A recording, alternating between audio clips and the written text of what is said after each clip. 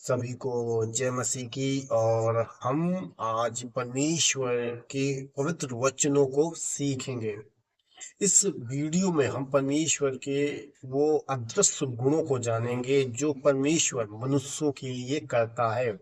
लेकिन जब कोई एक मनुष्य परमेश्वर की आशीषों को देखकर, परमेश्वर की जब आशीष उसके ऊपर आती है, तो वो उस आशीष के कारण जब अपने आप में घमंड से फूल जाता है, तो उसका वो पतन का कारण बन जाती है।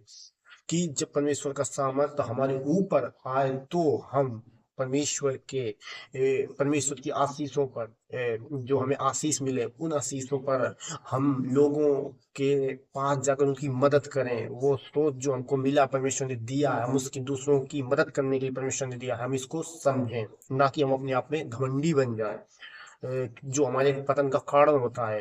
बाइबल के अनुसार हम सीखते हैं, जब हम रोमियो की पुस्तक पढ़ते हैं, यहाँ पर हम बहुत कुछ सीख सकते हैं। रोमियो के आत्मा की किताब जो हमको सिखाती है विश्वास में बढ़ना, विश्वास में मजबूत होना और दृढ़ होना। ये रोमियो की हमको किताब जब हम पढ़ते हैं, जहाँ प्रेरित पौलुस लिखता है, जब हम पढ़ते हैं, देखिए यहाँ पर प्रेरित पौलुस एक एग्जाम्पल किस्सा है, मतलब जैसे कलम लगाने का उदाहरण।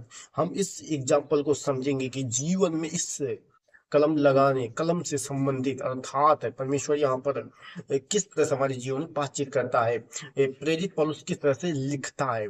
जैसे कि हम पढ़ते हैं, क्योंकि यदि गूंथे हुए आटे की प्रथम लोई पवित्र है, तो संपूर्ण गूंथा हुआ आटा भी पवित्र है। देखिए प्रेरित पौलुस यहाँ पर ऐसे लिखता है, यदि हमारे शरीर में एक अंग भी खोटा है, अर्थात यदि हमारी आंख पवित्र है, यदि हम आंखों से सही देखते हैं, आंखों से कुदृष्टि, किसी को गंदा नहीं देखते हैं, आंखों से हम परमेश्वर के प्रकाशन को देखते हैं, आंखों से हम अपनी पर गलत चीजों को नहीं देखते हैं, तो वचन कहता है संपूर्ण आत्मा अर्थात पूरा शरीर हमारा प्रकाशमान होगा, पूरा शरीर पवित्रताई में चल रहा है और पूरा शरीर पवित्रताई में है। तो यहाँ पर प्रेरित पौलुस ऐसे लिखता है, यदि हमारे शरीर का एक अंग भी पवित्र है, एक अंग में भी अशुद्धता नहीं है, तो पूरा शरीर पवित्र है। पर यहाँ पर प्रेरित पौलुस ऐसा लिखता है, हम आगे आगे पढ़ते हैं, यदि जड़ पवित्र तो डालियां भी पवित्र हैं। वही एग्जाम्पल आगे बोलता है कि जिस तरह जड़ अर्थात जहाँ से इंसान का जन्म होता है, इंसान बढ़ता है, उसकी जड़ अर्थात उसका बुद्धि, अर्थात उसकी बुद्धि में अंदर जो दिमाग में सोचे चल रही हैं, अगर उसके मन के विचार साफ हैं, शुद्ध है, उसके बेविचार नहीं है, गलत गालियां नहीं है, किसी के प्रति ईर्ष्या नहीं है, तो देखिए पूरा शरीर उसका जो है प्रकाशमान है, उसका पूरा शरीर जो है पवित्र है, उसका पूरा शरीर में शुद्ध है, उसमें कोई भी खोटी नहीं है, खोटा नहीं है उसके शरीर में।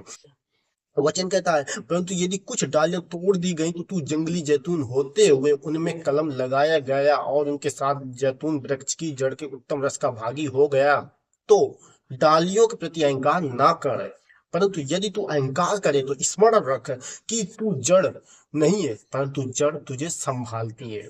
प्रेरित पौलुस ऐसे लिखता है, जैसे कि हम पढ़ते हैं, अगर हम पहले अर्थात हम पहले एक अच्छा जीवन नहीं जी रहे थे और एक हम बुरे काम कर रहे थे, और अच्छा जीवन नहीं था लेकिन हम बुरे काम कर रहे थे, तो एक पौलुस ऐसे लिखता है कि तू गलत काम करते हुए, और जो कुछ लोग थे मसीह में और वो लोग स्थिर न रह सके अपने अविश्वास के कारण, तो उनको परमेश्वर ने हटा दिया। अब तुझे परमेश्वर ने मौका दिया, अर्थात वो जंगली घास को, जंगली जो जैतून वृक्ष का, उसको काट कर वो उसने जैतून के पेड़ के ऊपर कलम लगा दी। अब वो उसी के साथ बढ़ने लगा और उसी के रस में भागी हो गया, उसके साथ वो खिलने लगा, वो उसके साथ फूलने फलने लगा, वो डालियां उसके साथ गिनी जाने लगी। जैतून जो वृक्ष था वो अब जैतून के हरे भरे वृक्षों के साथ हो गया।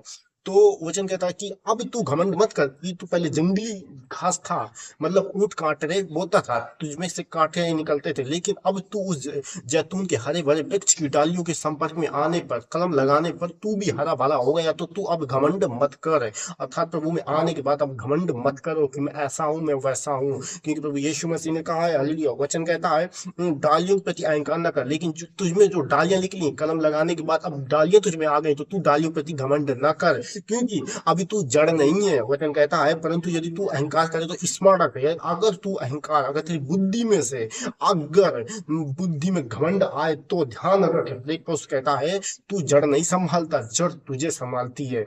वचन कहता विश्वास है, विश्वास है, हमें संभालता है।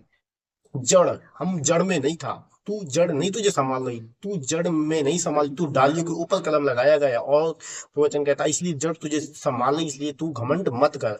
तो तू कहेगा डालियां इसलिए तोड़ डाली गई कि मैं कलम लगाया जाऊं। तो वचन कहता तू इसलिए कहेगा कि डालियां इसलिए तोड़ दी गई हैं कि मैं कलम लगाया जाऊं। परमेश्वर ने उनको इसलिए हटाया गया कि तुझे बुलाने के लिए। वचन कहता बिल्कुल ठीक, बिल्कुल तूने सही सोचा, वो अपने अविश्वास के कारण तोड़ गई हैं। वो डालियां जो हटाई गई है ना पेड़ से, वो उन विश्वास में स्थिर नहीं थे, वो विश्वास में कमजोर थे, वो वही काम कर रहे थे, इसलिए परमेश्वर ने उनको हटा दिया।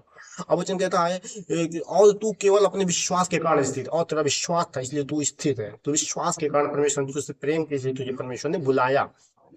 वचन कहता है परंतु भयमान, क्योंकि यदि परमेश्वर ने मौलिक डालियों को नहीं छोड़ा तो वह तुझे भी नहीं छोड़ेगा। वचन कहता है भयमान, परमेश्वर का भयमान, भय मानो परमेश्वर का। इसलिए जो व्यक्ति परमेश्वर के भय में चलता है वो सदा उन्नति की वो बुद्धि उसके पास आती है, उसके पास बुद्धि का स्रोत होता है। परमेश्वर का वचन कहता है हालेलुया, क्योंकि यदि तू उस जैतून वृक्ष से मूलतः जंगली है, काटा जाकर अपनी प्रकृति के विरुद्ध एक अच्छे जैतून वृक्ष में कलम लगाया गया, तो ये जो वैल्यू डालियां क्या क्यों अपने निज वृक्ष में कलम ना लगाई जाएंगी। तो जब तू जंगली होते हुए एक अच्छे रस भरे जैतून वृक्ष में लगा गया, तू तेरी कलम लगाई गई, तो वो जो डालियां काट गई थी क्या परमेश्वर उनको फिर वापस नहीं ला सकता? लगा सकता। परमेश्वर दोनों में सामर्थ्य है, परमेश्वर गिरे हुए को भी उठा सकता है और उठे हुए को भी गिरा सकता है। परमेश्वर दोनों में परमेश्वर सामर्थ्य, इसलिए हमें परमेश्वर में घमंड नहीं करना चाहिए। हमें परमेश्वर में घमंड नहीं करना चाहिए कि हम ऐसे वह ऐसे वह ऐसा, किसी के ऊपर दोष नहीं लगाना चाहिए। हमें परमेश्वर के वचन और आज्ञाओं पर ही चलना चाहिए। परमेश्वर के वचनों को छोड़ और हम किसी बात को ना जाने, प्रेरित पौलुस ऐसे लिखता है और वचन कहता है जो मुझसे प्रेम करता है वो मेरी वचन और आज्ञाओं को मानता है, और मैं भी उससे प्रेम करता हूँ और मैं अपने आप को उस पर प्रकट करूंगा। आज का यही वचन है। सभी को जय मसीह की।